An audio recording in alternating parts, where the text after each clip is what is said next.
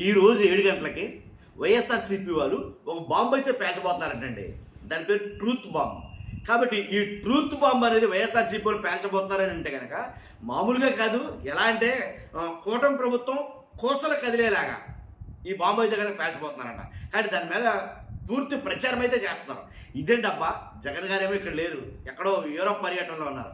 జగన్ గారు లేకుండానే వైఎస్ఆర్సీపీ వాళ్ళు చేస్తున్నటువంటి ఇలాంటి ట్రూత్ బాంబులు లాంటివి నిజంగా ఆశ్చర్యమని చెప్పాలి. కాబట్టి ఒక రకంగా వైఎస్ఆర్సీపీలో జోషం తీసుకొచ్చిందేమో జగన్ గారు లేకపోయినా సరే వీళ్ళు ఇంత బాగా పనిచేయడానికి, అంటే కూటమి ప్రభుత్వాన్ని ఎదుర్కోవడానికి, వాళ్ళు చేస్తున్న పనుల్ని వ్యతిరేకించడానికి చాలా ధైర్యమే చేస్తారని చెప్పాలి.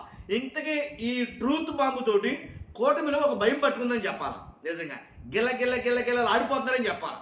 ఎందుకంటే ఏం బాంబో ఏంటది, ఎవరి మీద పడుతుందో ఏంటో తెలియదు, కాబట్టి అది ఎలాంటి బాంబో ఏంటో తెలియదు.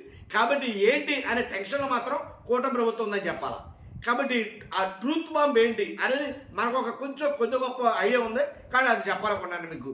కానీ ఆ ట్రూత్ బాంబ్ ఏంటో చెప్పే ముందు ఫస్ట్ నాది లైక్ ఉందండి, నాది రిక్వెస్ట్ ఉందండి, లైక్ చేయండి. లైక్ చేస్తే నాకు ఎక్కువ ఇన్ఫర్మేషన్, లైక్ చేయండి. లైక్ చేస్తే ఇది ఎక్కువ మందికి ఇన్ఫర్మేషన్ షేర్ అవుతుంది.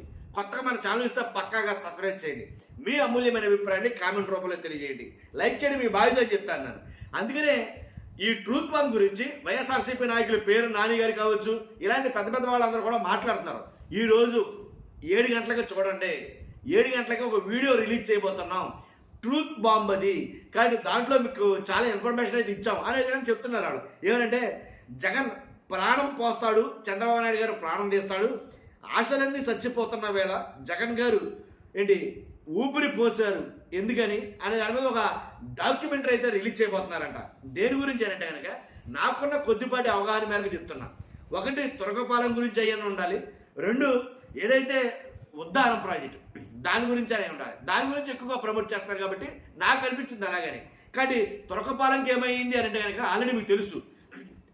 ఆ గ్రామానికి ఏమైందో తెలియదు, కానీ పదుల సంఖ్యలో ప్రాణాలు అయితే పోతున్నాయి. కారణాలు ఏంటో తెలియదు, ఆ గ్రామానికి ఏం పట్టుకుందో ఏంటో తెలియదు, కానీ పదుల సంఖ్యలో ప్రాణాలు పోతున్నాయి. ప్రస్తుతానికి 29 మంది చనిపోయారని అఫీషియల్గా చెప్తున్నారు. కానీ చనిపోతున్న వాళ్ళు ఎందుకు చనిపోతున్నారో తెలియదు, చనిపోయే వాళ్ళకి ఆ చావులు, ఆ మరణాలకి కారణాలు ఏంటో తెలియదు. కానీ అలాగని మొత్తం కూటమి ప్రభుత్వంలో నాయకులందరికీ వెళ్ళి వాళ్ళు చేస్తారంటే దాని పాపాన పోవట్ల. మరి ఏంటి, తురకపాలెంలో ఏం జరుగుతుంది, ఎందుకు జరుగుతుంది అనే దాని మీద వైఎస్ఆర్సీపీ నాయకులు అయితే కనుక అక్కడ వెళ్తున్నారో, వెళ్ళి వాళ్ళకి కావలసినటువంటి ఆ వాదోపన ఏదైతే అది ఇస్తున్నారో అలాగే పరిష్కారాన్ని దిశగా వాళ్ళు ఆలోచిస్తున్నారని చెప్పాలి.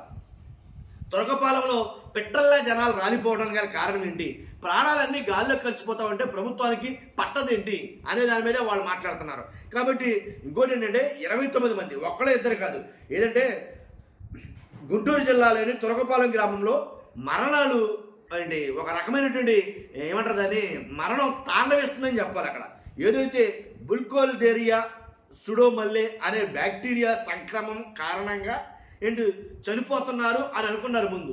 అదేమీ కాదు, కలుషిత నీరు తాగడం వల్ల ఇంచుమించు 29 మంది చనిపోయారు అనే కొంతమంది మాట్లాడతారు.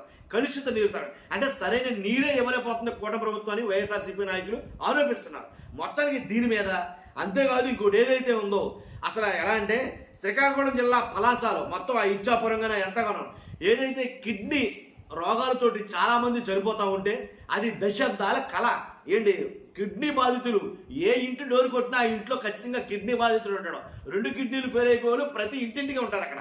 కాబట్టి అలాంటి పరిస్థితుల్లో మమ్మల్ని ఆదుకునేవాడు లేడా, మా ప్రాణాలు నిలబెట్టేవాడు లేడా అని అనుకున్న టైంలో జగన్మోహన్ రెడ్డి గారు హయాంలో ఏదైతే పాదయాత్ర చేశాడు ఆయన, ఆ పాదయాత్రలో వాళ్ళకి ఒక మాట ఇచ్చాడు, ఖచ్చితంగా ఈ ఉద్దానాన్ని నేను ఉద్ధరిస్తానని చెప్పేసి. నేను ఉన్నాను, ఖచ్చితంగా మీరు నమ్మండి, విశ్వసించండి అని. కానీ ఆయన నేను ఉన్నాను అనే మాటను నిలబెట్టుకోవడం కోసం ఆయన హయాంలో ఏంటి 1000 కోట్ల రూపాయలు ఖర్చు పెట్టి ఓ ఉద్దానం ప్రాజెక్ట్ అయితే కనుక జగన్మోహన్ రెడ్డి గారు ఖర్చు పెట్టారు. దాని గురించే ఇప్పుడు వైఎస్ఆర్సీపీలు ఓ డాక్యుమెంటరీ రిలీజ్ చేస్తున్నట్టున్నారు. జగన్ గారు ఉంటే ప్రాణం పోసాడు కాబట్టి చంద్రబాబు నాయుడు గారు ప్రాణం తీస్తున్నాడని చెప్పేసి ఏదో ఒక డాక్యుమెంటరీ రిలీజ్ చేస్తున్నట్టున్నారు. ఏంటంటే శ్రీకాకుళం జిల్లాలో చూసుకుంటే కనుక పలాసలో 85 కోట్ల రూపాయలతో నిర్మించిన doctor YSR kidney research centre 200 పడకల ఏదైతే సూపర్ స్పెషాలిటీ హాస్పిటల్ ఉందో అది వాళ్ళందరికీ వైద్యం అందిస్తుంది. ప్రతి ఇంట్లో డయాలిసిస్ పేషెంట్ అండి అక్కడ. కాబట్టి ఏంట్రా కారణం అంటే అక్కడ ఉన్న వాటర్ ప్రాబ్లం.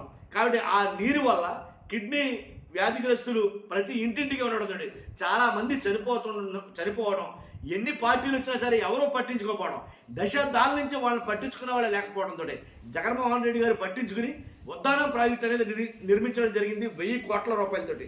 దాంట్లో 700 కోట్ల రూపాయల వ్యయంతో నిర్మించిన వైఎస్ఆర్ సుజలధార ప్రాజెక్టే వాళ్ళ ప్రాణాలను కాపాడింది, వాళ్ళకి ఊపిరి పోసింది అని చెప్పాలి.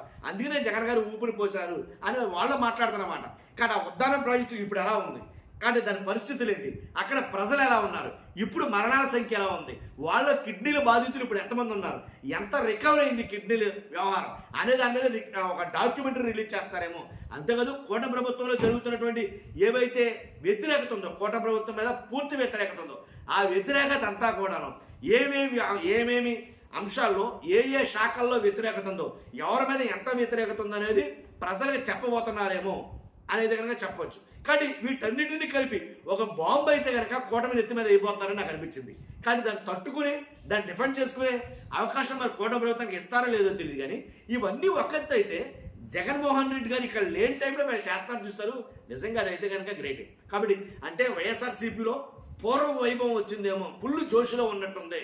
కాబట్టి వాళ్ళ నాయకులు చూసినా సరే ఎలా అంటే జోగి రమేష్ గారు కావచ్చు, పేరు నాని గారు కావచ్చు, వాళ్ళు ఇచ్చే వార్నింగ్లు అధికారంలో ఉన్నట్టే జరుగుతున్నాయి. ఎందుకంటే వాళ్ళ మీద అక్రమ కేసులు బనాయించడం. జోగి రమేష్ గారు ఏదైతే ఆంధ్రప్రదేశ్లో జరుగుతున్న కల్తీ మద్యం మీద ఇడిదరిగి జోగి రమేష్ గారికి అందించాలని అనుకోవడం, దానికి ఆయన మాట్లాడిన తీరు అసలు మన మామూలు కాదనమాట.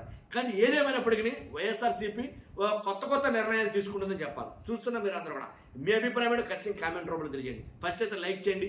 Thank you very much.